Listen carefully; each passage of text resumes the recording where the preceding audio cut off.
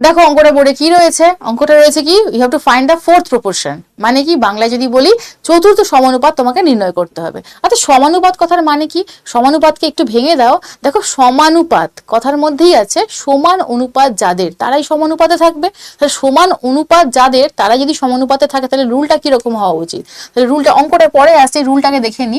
রুলটা এরকম হওয়া উচিত, যদি এ বি সি ডি চারটে সংখ্যা হয়, আমি তোমাকে বলে দিলাম এরা সমানুপাতে আছে, তাহলে কি হবে কেসটা, এ বাই বি যা হবে সি বাই ডি তাই হবে। মানে গল্পটা হচ্ছে A by B is equal to হয়ে যাবে সি বাই ডি।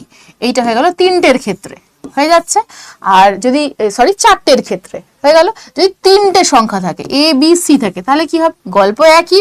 যদি এই গল্পই থাকে এ বি সি এরা সমানুপাতে আছে, তাহলে আমরা বলতে পারবো এ বাই বি যা হবে বি বাই সি তাই হবে।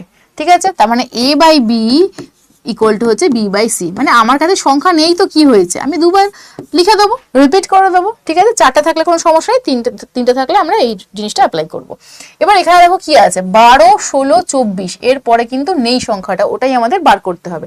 আমরা ইজিলি করতে পারি 12 by 16 is equal to 24 by x ধরে নিলাম মনে মনে। ঠিক আছে, 12 দিয়ে কাটলাম 2, তাহলে এক্স এর মান কত হয়ে গেল 32। এটা তো আমরা সবাই করবো।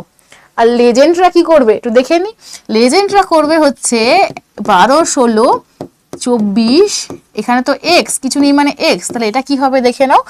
12, 16 রেশিও কি হয়ে যাচ্ছে, 4 দিয়ে কাটলে 3, 4 হয়ে যাচ্ছে, ভালো করে বুঝবে 3, 4 হয়ে যাচ্ছে রেশিও। তাহলে এটা রেশিও তো 3, 4ই হবে।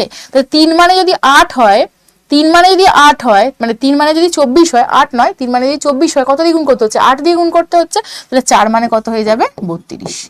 ঠিক আছে, এটা আবার একবার দেখে নাও, এইভাবে করাটা একদম দেখে দেখে আনসার হয়ে যাবে। আমি প্রেফার করবো এইটা, এটা তো সবাই করতেই পারবে। ওকে, তো চলো এইরকম ভাবে শর্টস গুলো পেতে হলে চ্যানেলটাকে অবশ্যই সাবস্ক্রাইব করতে হবে আর বন্ধুদের সঙ্গে শর্টস গুলো শেয়ার করতে হবে। ওকে, বেস্ট অফ লাক।